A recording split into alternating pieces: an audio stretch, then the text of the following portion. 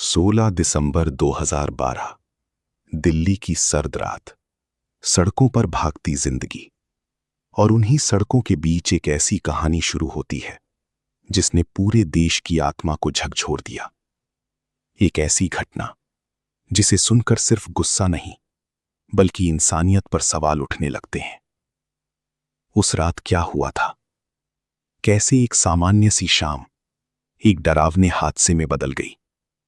और क्यों आज भी निर्भया नाम सिर्फ एक लड़की नहीं बल्कि एक प्रतीक बन चुका है? उस शाम एक 30 साल की लड़की अपने दोस्त के साथ फिल्म देखकर लौट रही थी। साउथ दिल्ली की सड़कों पर सब कुछ सामान्य था। ठंडी हवा, हल्की रोशनी और घर पहुंचने की जल्दी। उन्हें क्या पता था कि अगले कुछ घंटे उनकी जिंदगी को हमेशा के लिए बदल देंगे। करीब रात के 9 बजे उन्होंने एक प्राइवेट बस देखी। बस के अंदर कुछ लोग बैठे हुए थे। देखने में सब कुछ आम लग रहा था। उन्होंने सोचा यही बस उन्हें जल्दी घर पहुंचा देगी। लेकिन ये कोई आम बस नहीं थी। ये एक चलता फिरता जाल था। जैसे ही वे बस में चढ़े, कुछ अजीब सा महसूस हुआ। बस का दरवाजा बंद हुआ और बस ने रफ्तार पकड़ ली। धीरे धीरे माहौल बदलने लगा। बातों का लहजा बदल गया। और फिर जो हुआ वो किसी भी इंसान की कल्पना से परे था। बस के अंदर मौजूद 6 लोगों ने मिलकर उस लड़की और उसके दोस्त पर हमला कर दिया। उसके दोस्त को बुरी तरह पीटा गया, इतना कि वो बेहोश हो गया। और फिर उस लड़की के साथ जो हुआ उसने पूरे देश को हिला दिया। उस रात दिल्ली की सड़कों पर वो बस करीब 1 घंटे तक घूमती रही।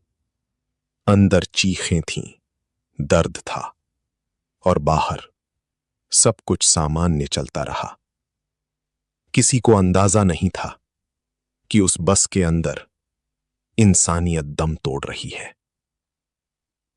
करीब रात 10:30 बजे उन दोनों को चलती बस से सड़क पर फेंक दिया गया।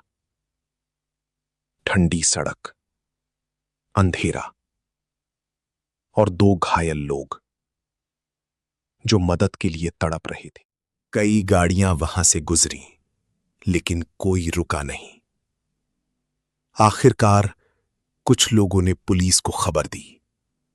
उन्हें अस्पताल ले जाया गया, लेकिन तब तक बहुत देर हो चुकी थी। लड़की की हालत बेहद गंभीर थी। डॉक्टर भी हैरान थे कि उसने इतना सब झेलने के बाद भी कैसे जिंदा रहने की कोशिश की। धीरे धीरे ये खबर फैलने लगी। पहले दिल्ली में, फिर पूरे देश में और फिर दुनिया भर में। लोग सड़कों पर उतर आए। गुस्सा था, दर्द था और एक ही सवाल, क्यों? इस घटना ने पूरे देश को एकजुट कर दिया। इंडिया गेट और राजपथ पर हजारों लोग जमा होने लगे। युवा, बुजुर्ग, महिलाएं, सब एक आवाज में न्याय की मांग कर रहे थे। यह सिर्फ एक केस नहीं रह गया था, ये एक आंदोलन बन चुका था। पुलिस ने तेजी से कार्रवाई शुरू की।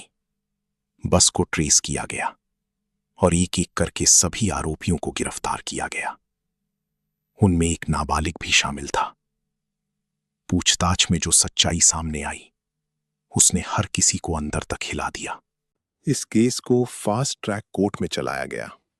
हर दिन नई नई बातें सामने आती थीं। हर सुनवाई के साथ गुस्सा और बढ़ता जा रहा था। देश इंतजार कर रहा था न्याय का। लेकिन इसी बीच एक और खबर आई। 29 दिसंबर 2012। वो लड़की जो पिछले कई दिनों से जिंदगी और मौत के बीच लड़ रही थी, आखिरकार हार गई। उसकी मौत ने पूरे देश को शोक में डाल दिया। उसका असली नाम कभी सामने नहीं आया, लेकिन उसे एक नाम दिया गया, निर्भया, यानी जो डरती नहीं। इस घटना के बाद कानून में कई बदलाव किए गए।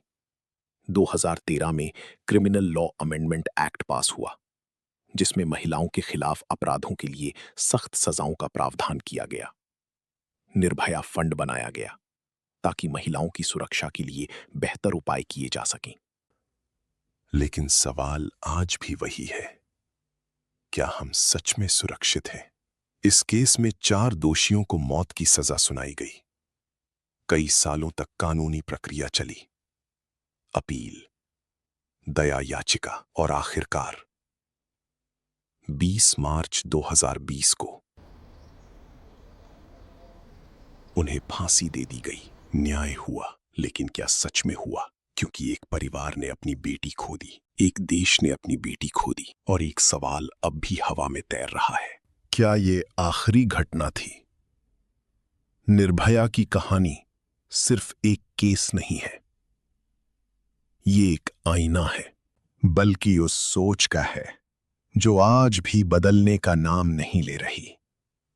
लेकिन शायद इस कहानी का अंत यहां नहीं है, क्योंकि हर बार जब कोई आवाज उठती है, हर बार जब कोई अन्याय के खिलाफ खड़ा होता है, तब निर्भया फिर से जिंदा हो जाती है। ये कहानी हमें डराने के लिए नहीं, जगाने के लिए है।